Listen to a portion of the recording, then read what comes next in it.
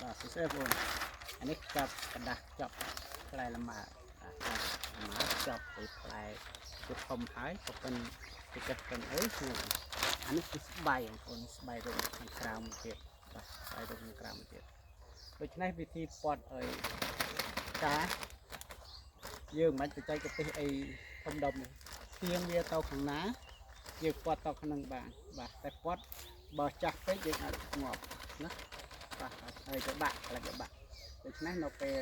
នេះយើងអាចពត់បានដូចអានេះអញ្ចឹងបាទពូជនេះពូជបាទហ៊ីក្រហមរបស់ខ្ញុំបាទហ៊ីក្រហមខ្ញុំបាទមើលបាទចាប់ល្អមែនបាទចាប់ល្អមែនហើយយើងចងមុនក៏បានឬបង្អោងវាមកមុនក៏បានដែរខ្ញុំអត់មានប្រើអីខ្សែអីវាល្អទេខ្ញុំប្រើតែខ្សែសារាយយើងទេបាទយើងមិនបាច់ទៅប្រើខ្សែអីចុះតម្លៃខាងទៀតបាទអស់ថ្លៃទឹកថត់ទៀតបងប្អូនណាអស់ថ្លៃវាច្រើនទៀតដូច្នេះយើងបង្អោននៅទីហោបង្អោនមកដើមនេះបាទមកមេឃធ្វើម៉េចឲ្យឆ្ងាយពីនេះតិចមកនេះហ្នឹងធម្មតាមកនេះក៏បានបងប្អូនមកនេះក៏បាននេះឲ្យឆ្ងាយប៉ុណ្ណឹងឲ្យឆ្ងាយពីអានេះប្រហែលនៅចង្អាមអីទៅហ្នឹងហើយមកចង្អាមអីទៅហើយយើងចងខ្សែសារាយយើងក៏បានដែរបងប្អូនខ្សែសារាយក៏បានដែរយើងមិនចំណាយអស់ច្រើនបាទខ្សែវាគឺខ្សែយឺតខ្សែអីណាបើយើងមានខ្សែយឺតក៏ល្អដែរបាទខ្សែយឺតខ្សែលក់ខោអាវហើយនៅតាមខ្សែចងខោអាវនៅតាមផ្សារនៅភ្នំពេញផ្សារអូឡ িম্প ិកផ្សារអីហ្នឹងបើលក់ខោអាវដឹងបាទហ្នឹងខ្សែយឺតដូចគ្នាចងខោអាវមកពីចិនបាទដូច្នេះយើងមិនបាច់ឲ្យវែងឆ្ងាយទេយើងចងតែ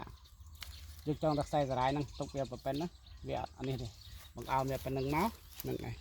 ហើយតយើងដាក់กระดาษយើងហ្នឹង